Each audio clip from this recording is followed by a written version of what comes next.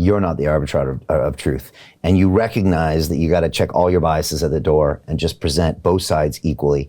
And because your family history, that's burned into you. You're originally born in Lebanon, then you went to Australia, but you had all this stuff mixed up in the family. Exactly. I migrated to Australia as a kid, so I've lived in a democratic country, a very open. Australia is an incredible country. I've got a lot of respect for the culture they have, and that's kind of what kind of built me. But I do have a Lebanese background, and I've seen that country is extremely polarized, like probably one of the most polarized countries in the world. It's a mix of religiously, it's got Christians, it's got Druze, Sunni, Shia, and within Christians there's different groups.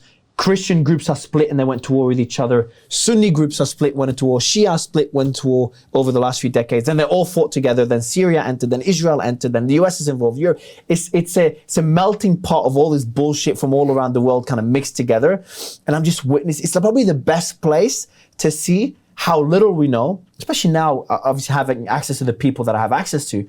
I see the information that the world doesn't have, that I'm not allowed to share on stage.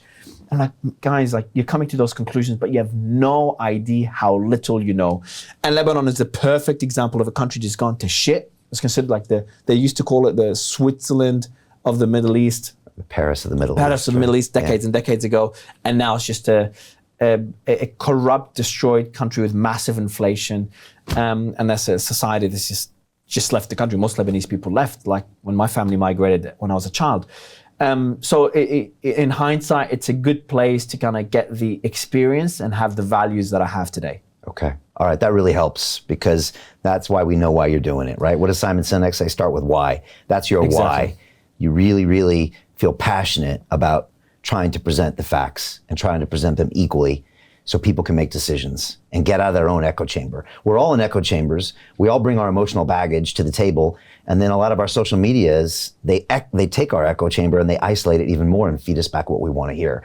And so nobody can really have these open discussions with each other. It's rare. Exactly. Like what fulfills me is when I go on my X, which Twitter, which is where most of our focus is on, almost all of it.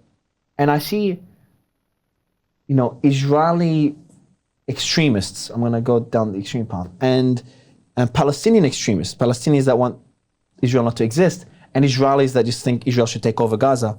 Both of them engage on my posts and attack me when I post something they don't agree with, but retweet something that they agree with because I cover both sides. And it exposes both sides to the other side. Otherwise, they'll be in their own echo chamber.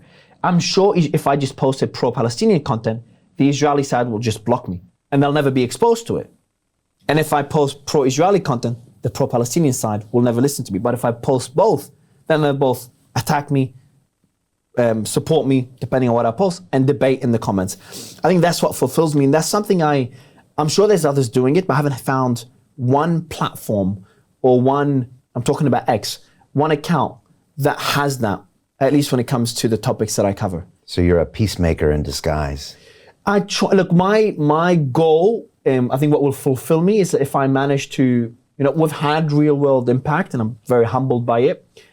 But when I take that to the next level, a good example now, something that is still far-fetched in my opinion, but if I have Putin and Zelensky sitting on a table together in my space with different moderators, just having a frank conversation with the world listening without any involvement from any other countries, just them, two of them sitting down. I know that's not how politics works. Maybe it doesn't lead to something. I'm not saying they're going to reach peace in such a format. That's not how peace is reached. That's not how political decisions are made.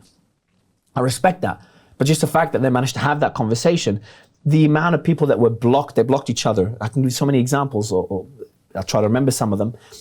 They blocked each other and they come on my stage and they have a civil discussion, but for years they've been attacking each other and they make peace on stage. You use Alex Jones and Elon Musk as an example, and Jason Calacanis came on at the end as well, and then went back and forth with Alex Jones as well. That's happened so many times, and this is this is probably one of the few things that fulfills me. It's nice to see that.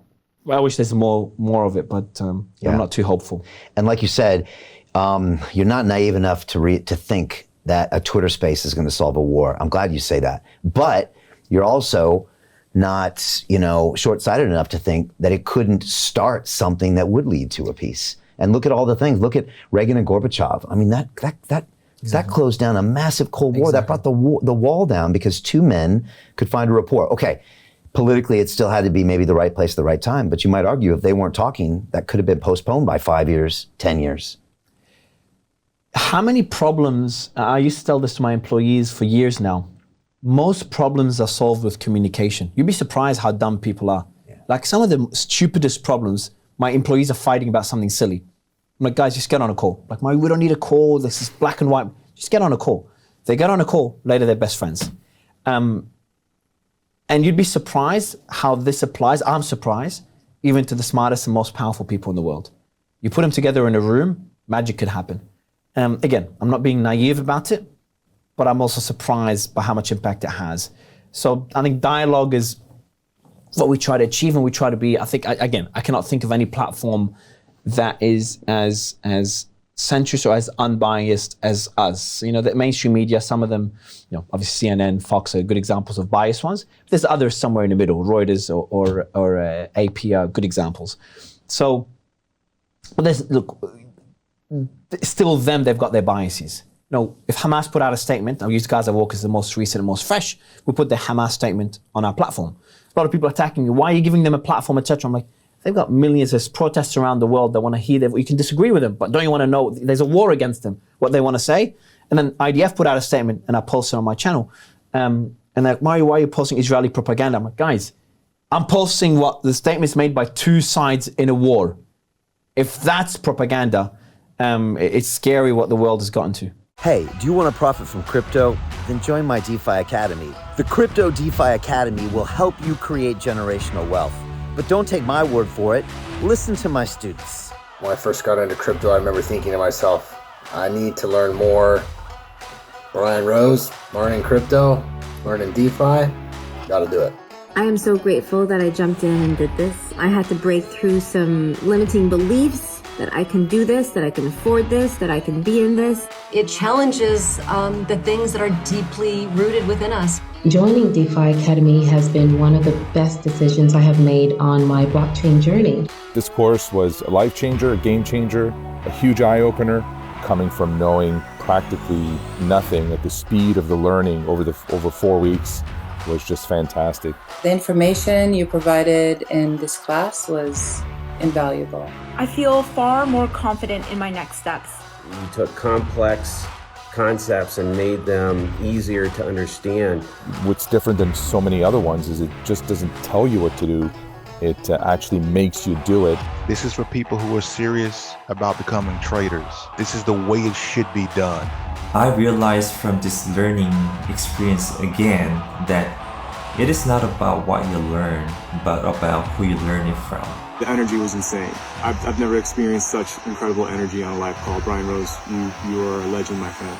It's the only thing in the market where you can get all information and learn everything what you need to know. Everything is so clear and so well done, and I'm just forever grateful for this program. It made me feel so much more confident about crypto than I did before.